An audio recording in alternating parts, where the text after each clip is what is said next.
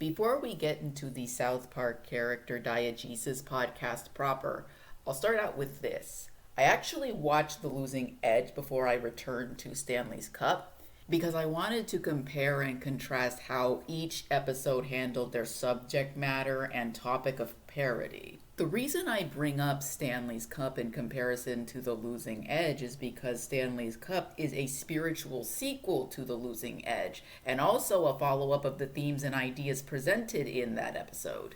The Losing Edge is a parody of those late 80s, 90s sports movies where children placed in sports situations who are forced to play sports are asked by their parents and the community at large to win against unrealistic odds.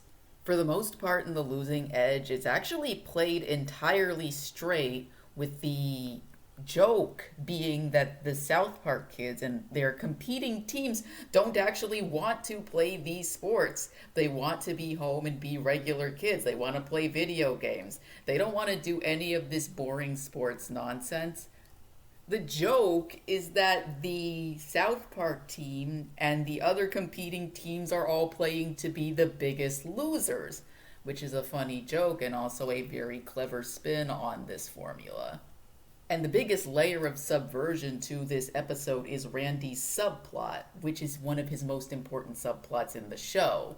Randy, during his subplot, is fighting other teams' fathers, the drunk fathers. It's not actually clear why he's doing this in the story, in the text of the story itself. However, if you have been watching South Park up until this point, then what you might have noticed is that Randy has for lack of better terminology, he has a very strong attention complex. Now, I'm going to have to define what this attention complex is in the shortest amount of time possible. What I mean is that Randy's primary motivations in the series as a whole, and especially in an episode like this, is that he very much craves the unadmonished love, attention, and praise of the community at large and perhaps the entire world.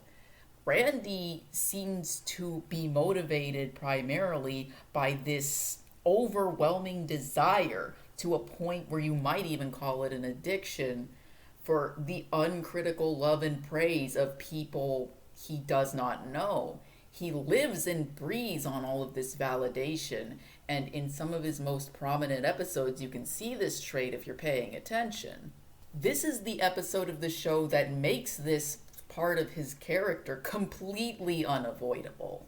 And now that we've got The Losing Edge out of the way, it's time to talk about Stanley's Cup. The first little quirk that I want to mention about Stanley's Cup is that there's this phonograph guy who's using a record player to lambast the tropes commonly seen in these 80s, 90s inspiration porn movies, because let's be honest, that's what they are. They're just inspiration porn. They're not all that substantial outside of that. With the voiceover work that was common to the late 90s and early 2000s. If you go up on YouTube, I imagine you will be able to find one of these advertisements for these movies, and you can see what Matt and Trey were lambasting. The second area of parody is basically every single character in South Park that wasn't a previously established character before is basically a stereotype from one of these inspiration porn movies.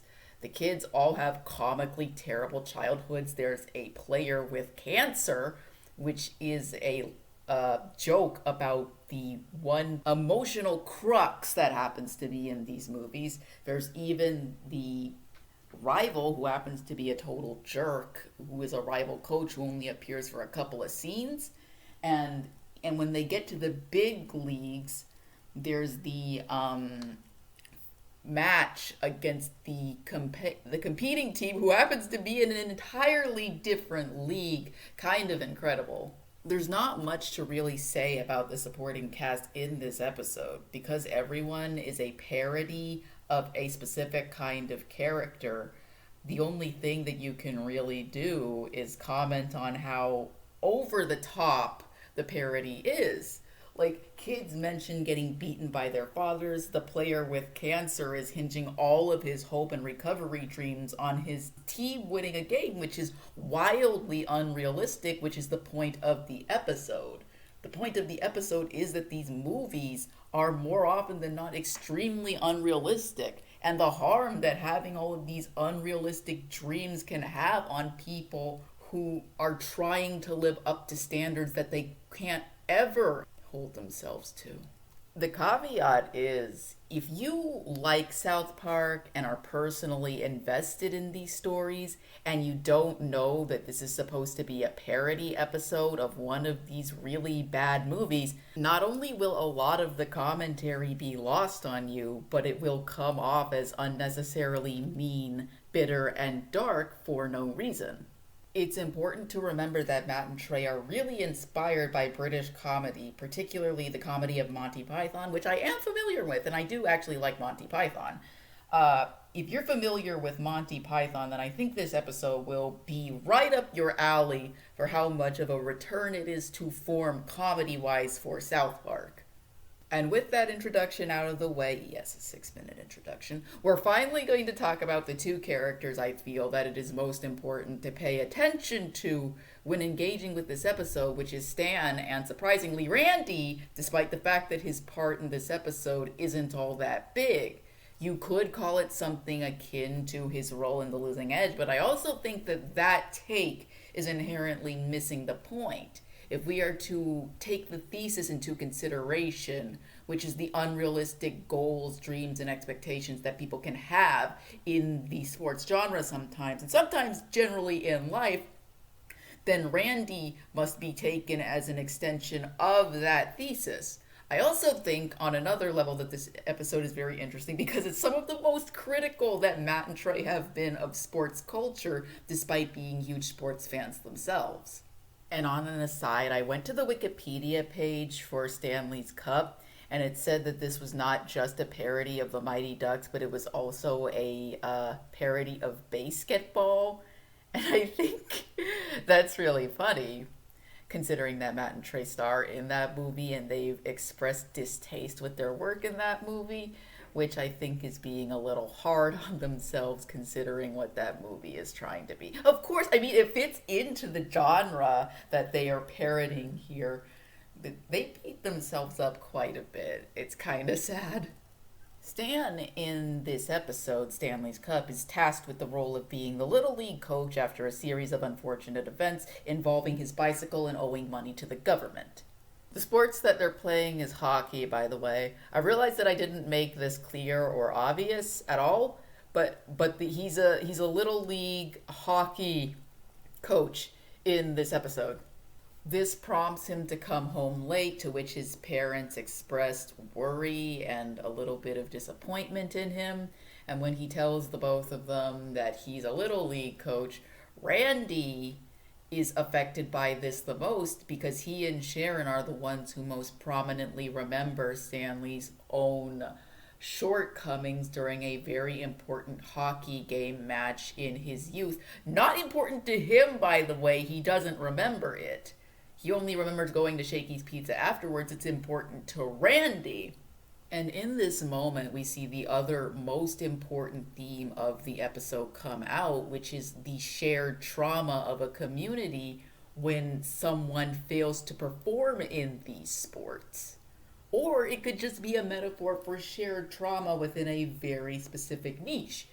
I prefer to think of it as the shared communal trauma that happens when someone fumbles to such an extent because of the thesis of unrealism in this episode. Stan sets unrealistic goals for the players. He even lies to the kid with cancer. And Randy had unrealistic expectations for Stan when he was at that most important game of his life, at the same stadium that Stan takes his team to.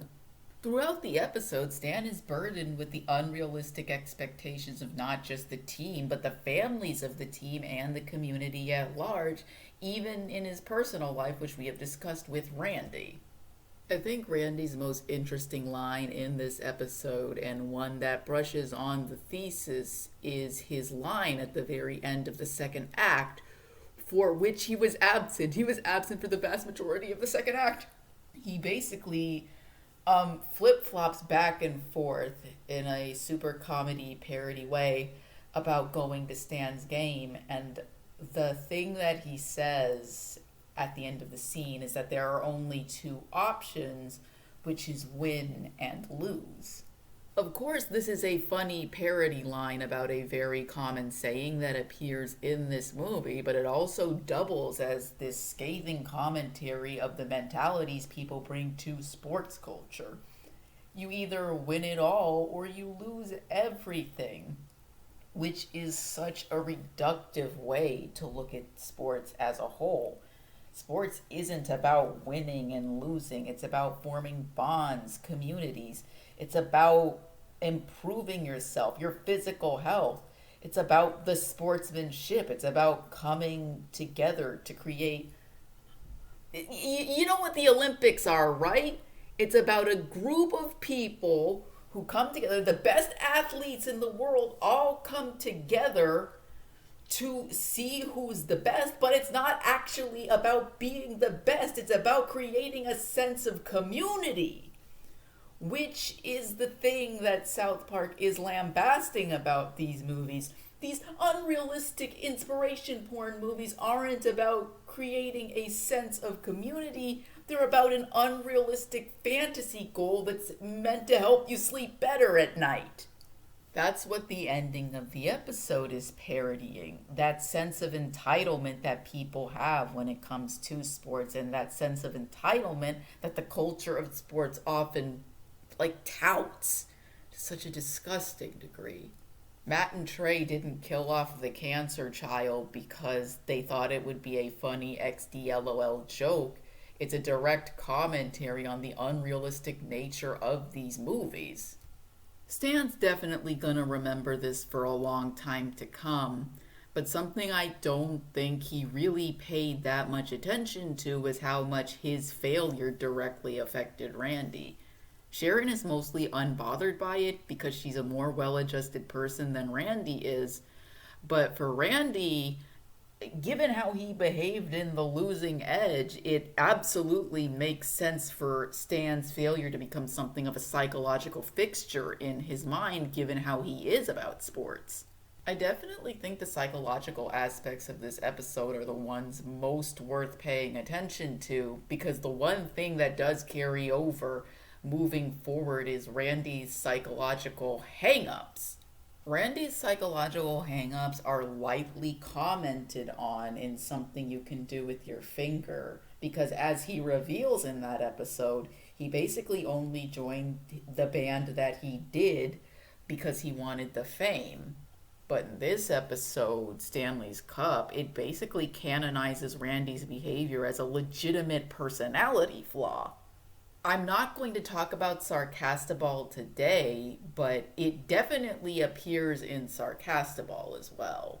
And this character flaw of his basically had to undergo a radical transformation during the pandemic special when he ostensibly gave the entire world COVID. For me, at least, this is the final episode, the pandemic special, where this version of Randy appears, because during the pandemic special, trigger warning for sexual assault, Randy force feeds Jimbo his cum because genetic material of patient 0 is suspected to cure COVID. Yes, folks, I finally talked about it. I finally talked about Randy becoming a sexual offender. We finally made it! With this knowledge that Randy is a sexual offender now, I think they are writing him a lot more carefully to where his actions are more sympathetic than they have traditionally been portrayed in the past.